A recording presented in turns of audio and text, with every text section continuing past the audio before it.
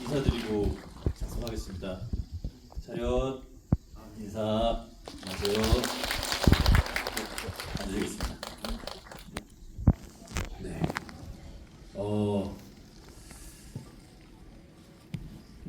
2019년 7월 31일에 개봉을 했더라고요. 찾아보니까. 그리고 무려 942만 명의 관객을 극장으로 모신 아주 대흥행작 엑시트를 이렇게 제가 모더레이터를 할 수 있게 돼서 굉장히 영광이고요. 오늘 이 자리에 아주 성공적인 데뷔를 하신 이상근 감독님과 또 조정우 선배님과 유나 씨 다시 한번 진심으로 와주셔서 감사합니다. 네, 감독님부터 자기소개 한번 부탁드리겠습니다. 안녕하세요. 2019년에 개봉했던 지금 보셨던 엑시트를 연출한 이상근입니다. 네, 반갑습니다. 네, 안녕하세요. 엑시트에서 이용남 역을 했던 조정석이고요. 오늘도 이렇게 외유 내강의 남자 정빈 씨가 사회를 봐줘서 너무너무 개인적으로 영광으로 생각합니다. 네, 반갑습니다. 좋은 시간 가져보시죠. 네, 엑시트의 의주 임유나입니다. 네. 그냥 가벼운 질문 한 번 드리고 싶은데요, 감독님. 데뷔작이시잖아요. 그때 관객 수가 하루에 막 100만 명씩 되면서 고공행진을 하셨단 말입니다. 그때 기분이 어떠셨나요? 그때는 지나고 나서 좀 깨달았고 네. 사실은 그때는 제가 아무것도 모르는 상태여서 그 수치가 사실 되게 와닿지는 않았어요. 몰라서 오히려 놀랄 일이 누구나 하는 숫자인 줄 아셨던. 네, 저희 어머니도 그랬고 저도 어. 이게 뭐지라는 느낌이어서 네. 나중에 이게 엄청 대단한 일이었구나를 좀 깨닫던 것 같아요. 그럼 1000만이 조금 안 됐다라는 거에 아쉬움은? 그거는 오히려 아쉬움 전혀 없었고요. 그냥 그 900만 대 영화들이 오히려 별로 없더라고요. 그래서 네. 거기서 되게 좀 소중한 존재도 되고 다음에 1000만의 영화를 하는 것도 되게 의미가 있겠다라는 생각이 있어서 네, 뭐 크게 아쉬움은 없었어요. 그 정도에도 너무 감사해서. 네. 그럼 유나 씨는 이게 영화 데뷔였나요? 봉조 다음이었나요? 네, 첫 주연작. 첫 주연작. 영화. 첫 주연작이 또 이렇게 많은 관객분들을 모실 수 있었던 거에 대한 어떤 소회가 따로 있으실까요? 진짜 믿어지지 않았던 것 같아요. 근데 저도 영화의 경험이 많지 않았기 때문에 이 관객 수에 대한 그런 체감이 좀 어느 정도일지 좀 알아가는 단계라고 볼 수 있었었는데 네. 그렇게 또 처음 주인공으로서 또 정석 오빠와 함께 또 이상근 감독의 작품을 하면서 엑시트가 첫 주연작으로 이렇게 너무나도 많은 사랑을 받아서 진짜 믿어지지 않았습니다. 네. 네. 선배님은 사실 되게 흥행작이 많으시잖아요. 아니 그렇지 않아요. 아니라고요? 네, 그렇고요. 네. 아니, 이렇게 관객분들하고 같이 이렇게 진짜 꽤 오랜 개봉한 지 꽤 오랜 시간이 지난 후에 이렇게 GV라는 이런 것도 해보고 하다 보니까 처음 엑시트 감독님 처음 만났을 때 그리고 맨 처음 이 작품을 제안 받았을 때 막 그런 것들이 막 주마등처럼 지금 막 흘러가고 참 감회가 새롭습니다. 저 또한 너무 좋았죠. 제 기억으로 첫날 저희 영화 개봉하고 막 어떻게 될까 뭐 이랬는데 첫날만 40만 관객이 좀 너무 수치였는데 난리가 났었죠. 네, 저희 자체 내에서. 제 기억으로도 입소문을 타면서 더 막 영화가 이렇게 네. 고공행진을 했던 기억이 있는데 네. 부러웠어요. 그래서 아직도 그렇습니다. 네. 제가 이 GV를 이제 준비해야 돼서 영화를 한 번 더 며칠 전에 보고 왔는데 영화를 보면서 그때는 이런 생각을 못 해봤던 것 같은데 이번에는 조금 그런 생각이 들더라고요. 그러니까 재난이라는 것이 만약에 우리의 삶에 갑자기 닥친다면 이런 식으로 오겠다. 누군가는 웃고 있을 때, 누군가는 상심하고 있을 때 정말 불현듯 갑자기 이런 식으로 닥칠 것 같다라는 생각이 들더라고요. 그래서 감독님께 한번 좀 여쭤보고 싶었습니다. 이 영화를 통해서 어쨌든 재난 영화에 가까운 또 영화니까 재난이라는 것을 어떤 식으로 좀 표현을 하시고 싶으셨는지부터 좀 여쭙고 싶었습니다. 뭐 저는 되게 좀 영화상으로 당시 뭐 저도 신인 창작자 입장에서 뭐가 일이 잘 안 풀리던 시절에 뭔가 캐릭터에 대입해서 뭐 제 얘기를 한번 해보자 해서 썼던 얘기고, 그러다 보니까 제 스스로 그 위치 자체가 좀 재난이었던 것 같아요. 그래서 영화상에도 대사가 나오지만 모든 꿈을 갖고 있거나 어떤 자신의 위치에서 뭔가 해내려고 했던 사람들이 자신의 어떤 가치관이나 어떤 삶의 상황에서의 각자의 그 수십 개, 수십만 개 어떤 재난이 있을 수가 있잖아요. 그러니까 나라의 어떤 국가적인 어떤 세계적인 재난도 있지만 그 인간 한 명 그리고 소수에 의해서 어떤 닥쳐지는 그 개인적 재난, 이걸 이제 표피상으로 그 외부적으로는 어떤 식으로 펼쳐서 그 내부로 좀 들어가 볼까 해서 좀 생각해 본 거예요. 근데 이건 뭐 사실 약간 좀 꾸며서 한 말이고 사실 그냥 그때 힘들었어요. 그래서 힘들어서 이런 자리에서 조금 꾸미셔도 네, 누가 뭐라고 하지 힘들었던 것 않습니다. 같아요. 네. 그래서 힘들어가지고 내 인생은 왜 그럴까 막 이러면서 이게 다 뿌옇지? 모든 게 다 뿌옇고 안 보이지? 눈앞이 캄캄하지? 라고 하면서 제 나름의 돌파구를 찾았던 것 같아요. 그 재난을 만들어내면서. 지금 생각해보니까 앞에 건 거짓말 같아요. 그 조정석 선배님이 시상식장에서 감독님 이름 잘못 불렀을 때가 있지 않았나요? 그때가 덕후였습니까? 아니면은 그때는 네. 눈앞이 뿌연 게 아니고 아무것도 안 보였고요. 그리고 또 사실 제 엑시트 이후에 거의 차기작 수준이잖아요. 조정식. 네네네. 그래서 그렇죠. 네. 감독님이 조정석 선배님 이름 잘 불렀죠. 맞아요. 그래서 네네네. 사실 그때는 제가 불릴 줄 모르고 무대 네네네. 나갔다가 맞아요. 우리 정석 배우를 오랜만에 보고 너무 반갑고 이제 유나 배우도 있는데 갑자기 사람이 긴장을 하고 어떤 뭔가 위기가 닥치면 뇌에서 가장 소중한 것을 망각하게 된대요.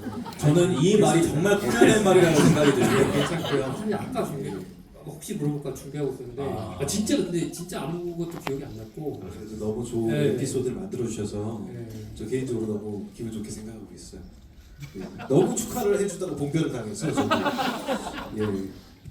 그렇군요. 저는 뭐 이렇게 감독님과 그 두 배우분의 어떤 케미가 영화 속뿐만이 아니라 어쨌든 이런 외적으로도 이렇게 이어지는 모습들을 보면서 되게 기분이 좋았고, 사실 저는 이번에 또 그런 생각이 들더라고요. 영화를 보면서 뭐랄까요, 이 영화의 매력이 굉장히 사람들이 매력인 것 같다. 감독님도 감독님인데 이 영화에 등장하는 모든 인물들이 굉장히 큰 매력을 갖고 있는 것 같고, 그리고 두 배우 이제 조정석, 임유나라는 배우를 더 넘어서 사실 두 배우가 갖고 있는 그 사람 자체가 갖고 있는 선한 매력이라고 해야 되나, 그런 매력들이 좀 스크린을 통해서 스크린을 뚫고 나온 것 같다라는 생각이 좀 들었어요. 그래서 아마 극장에 있는 모든 관객들이 그 두 사람을 정말 응원하는 마음으로 영화를 봤던 것 같다라는 생각이 좀 들더라고요. 그래서 어떠셨나요? 영화 이제 촬영하시면서 어떤 매력을 정말 정확하게 말씀해 주신 것 같고요. 저는 사실 이 영화 맨 처음 시나리오 봤을 때부터 이 글을 쓰신 분이 너무 궁금한 거예요. 그래서 제가 맨 처음부터 말씀을 드리면, 왜냐면 비하인드 스토리가 또 재밌잖아요. 이런 자리에서 제가 저 드라마 질투의 화신이라는 작품을 다 마치고 제가 시력 교정술을 했었거든요.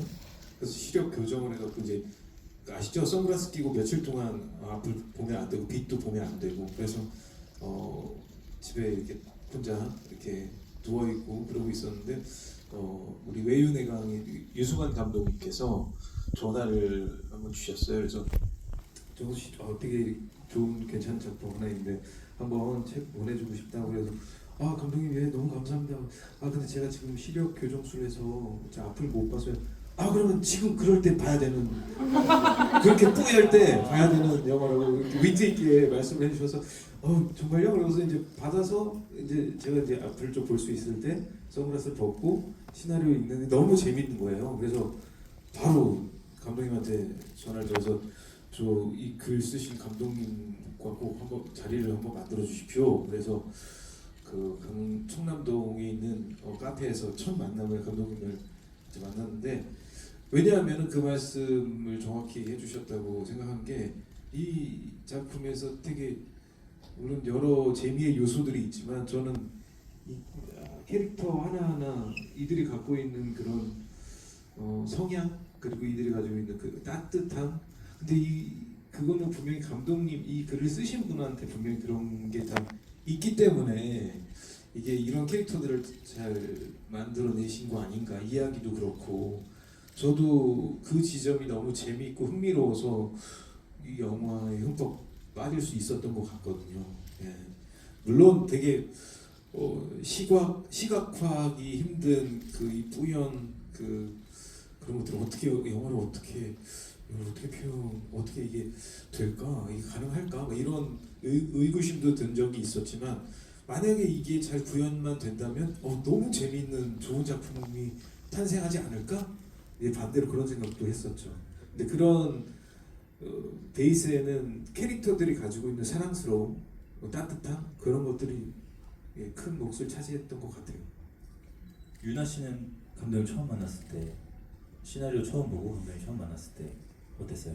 우선 저는 시나리오를 처음 봤을 때 가장 먼저 체력적인 부분을 걱정했던 것 같아요. 근데 이게 너무 이런 재난이라는 상황을 또 상상으로만 할 수밖에 없었던 경우니까 또 이런 재난이 일어난다면 정말 이렇게 대처를 하고 이렇게 뭔가 안전 교육을 받는 것처럼 되게 이렇게 정말 헤쳐나갈 수 있겠다라는 그런 씬들이 많더라고요. 그래서 되게 새로운 상상을 할 수 있는 시각도 생기고 또 한편으로는 재난이라는 그런 소재는 흔하게 볼 수 없는 부분이고 봐서는 안 되는 부분이긴 하지만 이 가족의 이야기들이 나올 때는 너무나도 현실적이고 굉장히 따뜻하고 그런 면들의 대사나 상황들이 굉장히 인상 깊었어요. 그래서 너무 공감된다라는 생각을 가지면서 너무 재미있다, 이걸 참여하고 싶다라는 생각을 하면서 감독님을 만났는데 상당 부분이 굉장히 감독님 본인의 모습을 녹여내신 그런 작품이라고 하시더라고요. 그러면서 초반에는 감독님을 처음 봤을 때도 감독님이라는 사람, 이상근 감독님은 어떤 분이실까라는 생각이 굉장히 꽤 오래 봐오면서도 사라지지 않는 의문이 있었거든요. 근데 이제는 감독님의 매력이 어떤 부분이고 감독님이 어떤 부분들을 표현하시는 분이신지 이제는 좀 알 수 있을 것 같더라고요. 그래서 이 감독님이 가진 매력을 많은 분들이 알아봐 주시면 좋겠다라는 마음으로 엑시트를 하면서도 그런 생각이 많았던 것 같아요. 저도 동감하고요. 아직도 흥미롭고 너무 기대가 되는 분이 이상근 감독님인 것 같아요. 저 또한 그렇습니다. 여러분 얼마 안 있으면 감독님과 유나 씨가 같이 합작한 악마가 이사 왔다죠? 악마가 이사 왔다. 많은 기대 부탁드리겠습니다. 예. 네, 맞습니다. 악마가 이사 왔다. 더불어 좀비 딸도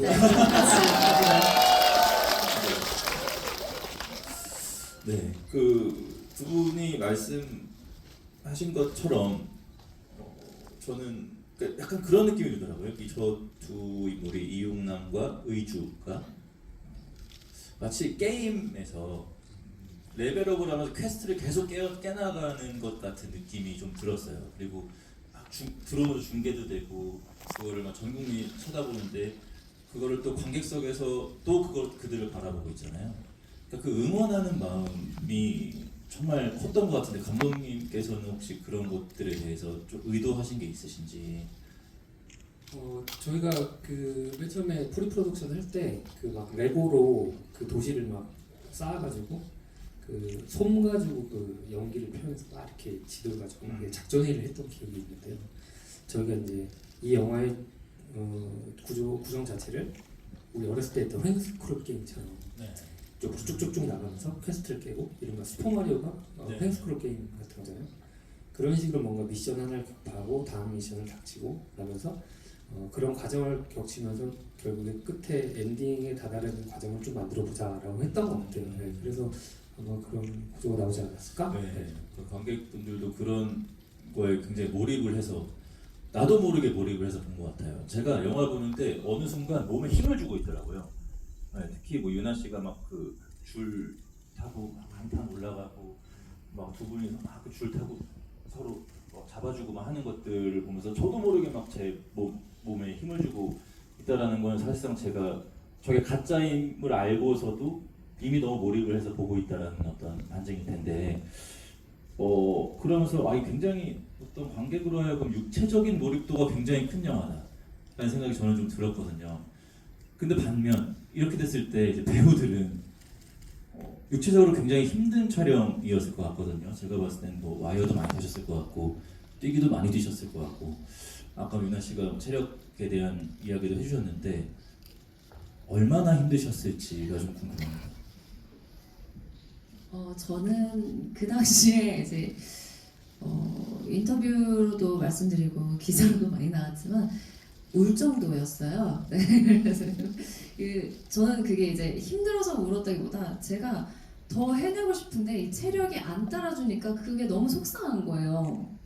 되게 이 촬영이 앵글이 또 다양하다 보니까 한 번 뛰는 걸로는 오케이를 하기가 힘들잖아요. 그래서 최대한 정말 적게 뛸 수 있게끔 감독님이 정말 배려를 많이 해주셔서 촬영을 해주셨음에도 불구하고 이렇게 뛰는 씬들이 워낙 많다 보니까 몸을 쓰고 뛰는 씬들이 워낙 많다 보니까 이게 몸이 다리가 이제 아리배기기 시작하면서 이제 며칠이 지나도 풀리지 않는 막 그런 상태에서 또 뛰어야 하는 그런 시간들이 간혹 있었거든요. 그래서 그런 순간마다 이게 제가 더 따라주지 못하는 저의 이 체력이 너무 속상해가지고 막 그랬었는데 워낙에 또 안전에 있어서도 대비를 많이 잘 해주시고 또 마음 편하게 그냥 정말 연기에만 집중할 수 있게끔 준비를 현장에서도 잘 해주셔서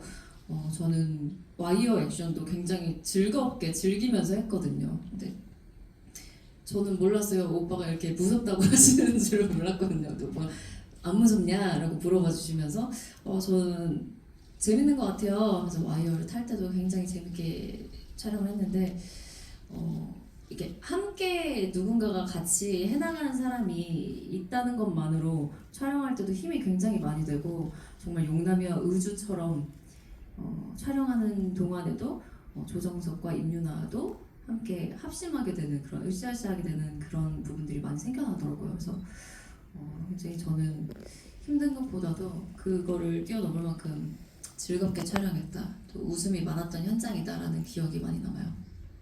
선배님 어떠셨어요? 진짜 맞는 말씀이었던 것 같아요. 유나가 더 잘하고 싶은데 이게 몸이 안 따라주니까 그래서 눈물을 흘린 모습을 제가 봤었어요. 그때 정말 대단하다는 생각을 했었고 저 같은 경우는 내가 그 얘기했었나? 내가 무섭다 그랬었나?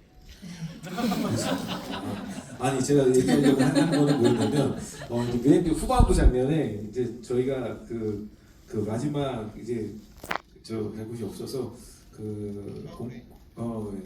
플레인 쪽으로 이제 둘이 같이 이렇게 매달려서 쭉 내려가는 장면을 찍는데 하나 둘 셋 하고 이제 뚝 내리는 장면인데 실제 굉장히 높은 세트였어요. 그러니까 진짜 너무 무서운 거예요. 못 믿으시겠지만 제가 사실 약간 고소공포가 좀 있습니다. 근데 너무 무서운데 무서운 척 안 하려고 제가 왜냐면 유나가 더 무서울까봐 그때 내가 무섭다고 했나?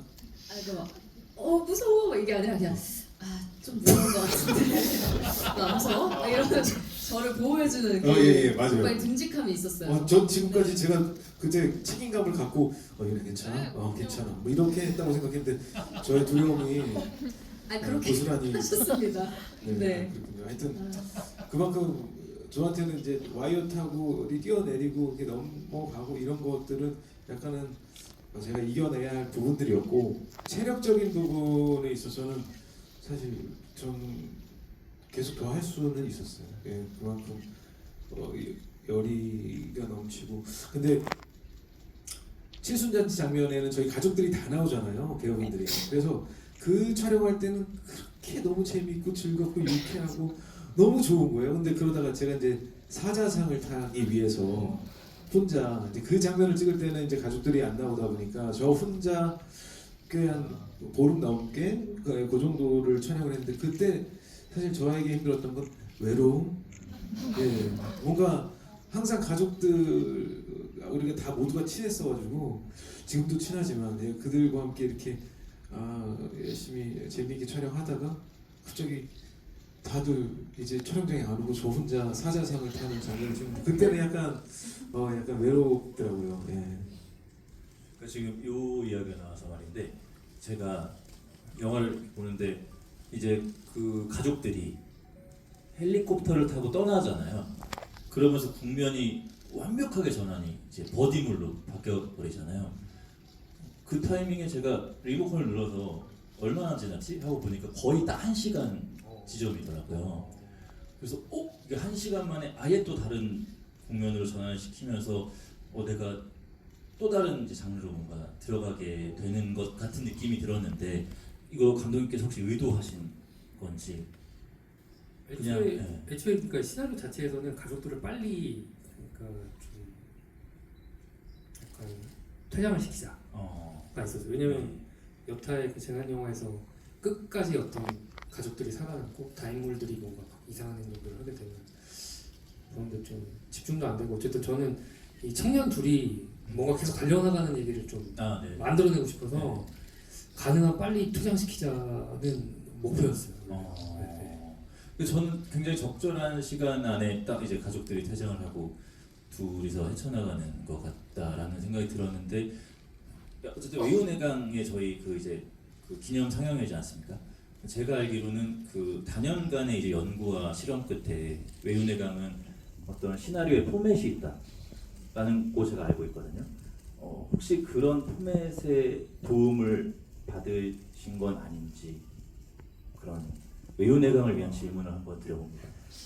그 포맷이 말씀하시는 어떤 뭐 시나리오 레이아웃을 말씀하시는 게 아니고 어떤 그러니까 구조나 시나리오의 이제 뭐 한쪽에 뭐 몇 분이고 어떤 포뮬러를 말씀하시는 그렇죠. 그 창작적인 면에 있어서 그런 데는 터치를 안 하시고요. 이제 뭐 의견이나 방향성에 대해서 말씀하시는데 애초에 뭐 15분까지 뭐 어떻게 돼서 뭐 1막에서 어떻게 되고 2막에서 어떻게 되고 3막이 어떻게 되고 몇 분에 끝나니까 이런 것들은 없고요. 오히려 시나리오를 레이아웃은 오히려 있어요. 그러니까 문서에서 뭐 12포인트로 해라. 그렇죠. 저는 그런 걸 말씀드리고 그건 있어요. 12포인트에 두 칸을 띄고 네네네. 뭐 11로 쓴 다음에 뭐 해갖고 숫자는 뭘로 하고 인물 할 때는 어떻게 하고 굵은 걸로 뭐 약간 이런 거는 있어요. 근데 전혀 도움이 안 됐다. 그거는 제가 터뜨리고 있어요. 그래요? 네, 오히려 보기가 너무 깔끔해서 맞아요. 시간 계산도 편해서 저도 외유내강의 시나리오를 볼 때가 가장 뭔가 눈이 편한 느낌이 좀 들거든요. 그래서 도움을 좀 받으신 걸로 그러면 알고 있었습니다. 그러니까 딴 데보다 활자가 엄청 커요. 맞아요. 네, 그래서 제가 이제 약간 눈이 이제 나이가 오다 보니까 안 보이는데 잘 그런 식으로 그런 식으로 도움이 이 감독님도 눈이 나빠져서 이렇게 됐나? 뭐 이런 생각도 들었는데 감독님 눈이 나빠져. 근데 그건 아니고 뭔가 이게 분량 계산을 잘 하신 것 같아서 도움이 많이 되고 있어요. 저는 또 한편으로는 그런 생각도 들어요. 그러니까 이 영화의 편집의 속도라고 할까, 영화의 속도감이라고 해야 될까요? 그런 것들이 굉장히 마음에 들었습니다. 일단 지루할 틈이 없고 심지어는 관객으로서 어떤 존중받는 느낌까지 드는 게 뭐냐면 어느 정도 이렇게 점프를 하거든요. 중간중간에. 그럼에도 너네 이 정도는 알아듣잖아 라고 말하는 것 같은 느낌이 저는 좀 들었어요. 그러니까 아예 설명이 안 된다라기보다는 이 정도는 그냥 넘어가도 당신들 다 이해할 수 있잖아 라는 정도의 어떤 존중을 받는 느낌이 저는 조금 들었거든요. 그래서 어떤 친절함과 불친절함의 어떤 경계 사이의 선을 굉장히 잘 지키고 있다라는 느낌을 받았는데 이 부분은 혹시 편집 과정에서 어떻게 좀 의도하신 게 있는지. 애초에 그 누구나 계획은 좀 이렇게 가져가잖아요. 네. 크게 가져가는데 이제 그 편집 과정에서 이제 타이트해지고 이제 오밋될 부분과 뭐 이게 더 추가될 부분도 생기는데 이제 아무래도 이제 창작자고 이제 어떻게 보면 제가 만들어낸 세계다 보니 또 찍을 때 얼마나 배우들 고생하고 저도 고생하고 했겠습니까? 그러니까 자르기가 쉽지 않거든요, 사실.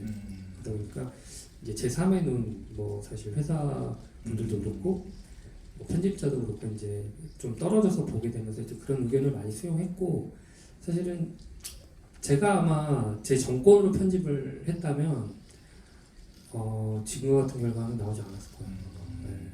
뭔가 제3자의 눈으로 봐서 또 적당한 어떤 선들을 지켜가면서 하셨다라는 말씀이신 것 같습니다.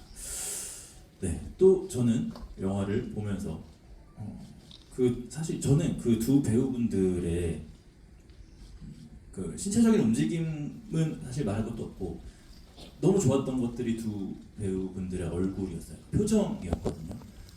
사실 저는 조 선배님을 너무나도 사랑하는 관객 중에 한 명인데 그 이유가 과하지 않은데도 불구하고 지금 그 인물의 상태가 아주 적절하게 항상 스크린에 비춘다라는 느낌을 받거든요.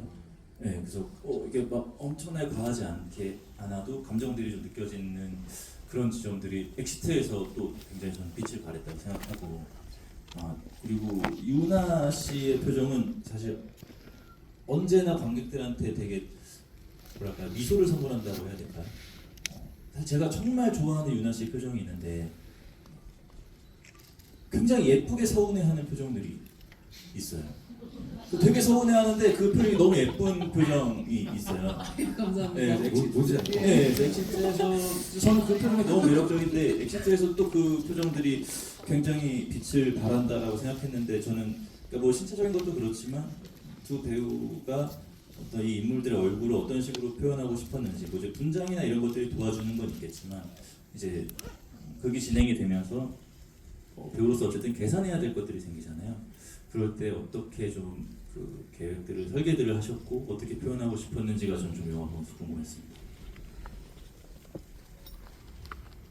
저는 그 운이 되게 좋은 게 사실 영남이라는 캐릭터를 만드신 분은 감독님이시지만 감독님의 어떤 개인적인 어떤 그런 세계관도 잘 들어있고 그리고 좀 약간 감독님을 대변하는 인물인 것 같기도 하고 근데 저 또한 그런 경험이 있거든요. 저희 집 또한 대가족이고 어머니 연세가 많으시고 그리고 이제 외가 친척들이 다 모이면 이제 제가 그 원래 기타를 좀 전공하려다가 삼수하고 막 그랬거든요. 근데 그 당시 그 가족 모임을 하면 뭐 하냐 요즘 뭐 어떻게 하냐 그런 얘기를 들으면은 사실 할 말도 없고 그냥 그때도 이제 기타 연습하다가 간 거니까 이제 기타는 들고 가니까 또 그러다 보니까 또 한심해 보일 수도 있고 어른들의 눈에는 그런 경험들이 있다 보니까 이 시나리오가 저한테 너무 재밌게 다가왔던 거예요. 그래서 그때 그 감정과 그 뭔가 약간 좀 불편함 그리고 어색한데 어색하지 않으려고 노력하는 그리고 뭔가 약간 혼자 약간 좀 맴도는 것 같은 그 자리가 약간 좀 편하지 않기 때문에 뭐 이제 그런 것들을 경험해본 터라 약간 그 영남이의 그런 그 심경의 변화 그리고 더 잘하고 싶다. 내가 무언가를 한다면 내가 무엇이 된다면 뭔가 내 능력치가 이만큼 있다는 걸 보여주고 싶다. 막 이런 그런 욕심들도 생겼었고 그 당시 이제 그런 것들이 잘 묻어나서 전 되게 자연스럽게 영남이를 연기할 수 있었던 것 같아요. 그러면서 이제 감독님도 그런 경험이 있으셨는지 모르겠지만, 네, 예, 그래서 더 호흡이 잘 맞지 않았나, 예, 그 엑시트 촬영하면서. 그래서 저는 이제 중간중간에 그런 감정들이 그게 좀 너무나 이해가 잘 되니까 저 개인적으로도 경험도 있고 그러니까 이제 그래서 좀 그러지 않았나 이런 생각이 들어요. 그럼 유나 씨는 네, 오히려 저는 촬영할 때 현장에 미리